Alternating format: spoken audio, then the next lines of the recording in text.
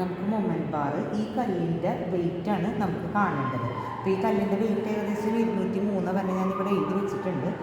ഇതിൻ്റെ പ്രൊസീജിയർ എങ്ങനെയാണെന്ന് വെച്ചാൽ ആദ്യം ഇതൊക്കെ മാറ്റിയിട്ട് ഇതിൻ്റെ സ്കെയിലിൽ ഇതിൻ്റെ സെൻറ്റർ ഓഫ് ഗ്രാവിറ്റി കണ്ടുപിടിക്കാം. അത് ഏകദേശം 50-ലായിരിക്കും. കാരണം 100 സെൻറ്റിമീറ്റർ സ്കെയിലായതുകൊണ്ട് 50-ലായിരിക്കണം. എന്നാൽ ഇതൊക്കെ മാറ്റി നമുക്ക് കൃത്യമായിട്ടൊന്ന് നോക്കണമെന്ന് മാത്രം. ഇപ്പോൾ ഞാൻ 50-ലാക്കി വെച്ചിരിക്കുന്നു. എന്നിട്ട് നമുക്ക് മാസ് കാണേണ്ടത് ഇതാണ് അൺനോൺ മാസ്. ഈ കല്ല് ഇപ്പുറത്തെ സൈഡിൽ ഏത് സൈഡായാലും കുഴപ്പമൊന്നുമില്ല 40-ലാണ് ഇത് വെച്ചിട്ടുള്ളത്. അതായത് 10 സെൻറ്റിമീറ്റർ അകലെയാണ് ഇത് കീപ്പ് ചെയ്തിട്ടുള്ളത്. അപ്പോൾ ഇവിടെ ഇപ്പോൾ ഇതിൽ ഞാൻ ആദ്യം 150 ഇതിനകത്ത് ക്രമീകരിക്കുന്നത്. അതായത് ഓൾറെഡി ഇതിന്മേലുള്ള വെയിറ്റ് നമ്മൾ കൺസിഡർ ചെയ്യണം. ഇത് 50 ഇതിന്മേലുള്ള. ഞാൻ 2 കട്ടയെ അഡീഷണൽ ഇട്ടിട്ടുള്ളൂ. അപ്പോൾ അത് 100 കൂടെ അതിനകത്ത് കൂടി. അപ്പോൾ ആകെ എത്രയായി 150 ഇപ്പോൾ വെയിറ്റ്. അപ്പോൾ ഇത് 10 സെൻറ്റിമീറ്റർ അകലെ, അതായത് 40-ൽ.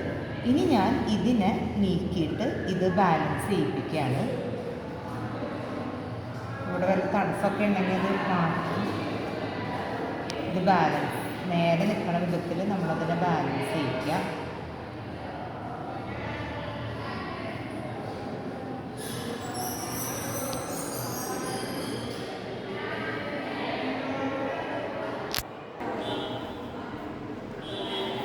അപ്പോൾ എനിക്ക് ഇവിടെ മാസ് ഇപ്പോൾ ഞാൻ 150 R2 എന്ന് പറയുന്നത് ആണ് ഇവിടെ നിന്ന് ഈ വെയിറ്റ് സ്റ്റാൻഡേർഡ് വെയിറ്റിലേക്കുള്ള ഡിസ്റ്റൻസ്. അതെനിക്ക് ബാലൻസ് ചെയ്യിപ്പിച്ചപ്പോൾ കിട്ടിയത് ഇവിടെ 50-ലാണെങ്കിൽ ഇതിപ്പോൾ 63.1 നിൽക്കണം. അപ്പോൾ ഇത് 13.1 ആയിരിക്കും ഈ ഡിസ്റ്റൻസ്. ഇതിൽ കാണുന്നത് 63.1 ആണെങ്കിലും ഈ ഡിസ്റ്റൻസാണ് നമ്മൾ മെഷർ ചെയ്യുന്നത്. അതുകൊണ്ട് അത് 50 തുടങ്ങിയതായതുകൊണ്ട് R2 13.1. R1 എന്ന് പറയുന്നത് നമ്മളെപ്പോഴും മാറ്റുന്നില്ല. ഇത് 10-ലാണ് നമ്മളെപ്പോഴും ഈ കല്ല് ഫിക്സ് ചെയ്യുന്നത്. അപ്പോൾ R1 എപ്പോഴും 10 തന്നെയാണ്. അപ്പോൾ ഇത്രയും നമുക്ക് കിട്ടും. ഇനി നമ്മൾ ഈ ഫോർമുലയിൽ ഇട്ട് കൊടുക്കുക. അപ്പോൾ നമുക്ക് 150 × 13.1 150 × 13.1 ഡിവൈഡഡ് ബൈ 10 എന്ന് കിട്ടും. അപ്പോൾ എനിക്ക് കിട്ടിയിരിക്കുന്നത് 196.5 എന്നാണ് ഇതിൻ്റെ വാല്യൂ ബാലൻസ് ചെയ്തപ്പോൾ കിട്ടിയിട്ടുള്ളത്. ഇനി ഞാൻ എന്ത് ചെയ്യണമെന്ന് വെച്ച് കഴിഞ്ഞാൽ അടുത്തത് ഇപ്പോൾ ഇതിൻ്റെ പ്രിൻസിപ്പിൾ എന്ന് പറഞ്ഞാൽ പ്രിൻസിപ്പിൾ ഓഫ് മൊമെൻറ്റ്സ് എന്നാണ്.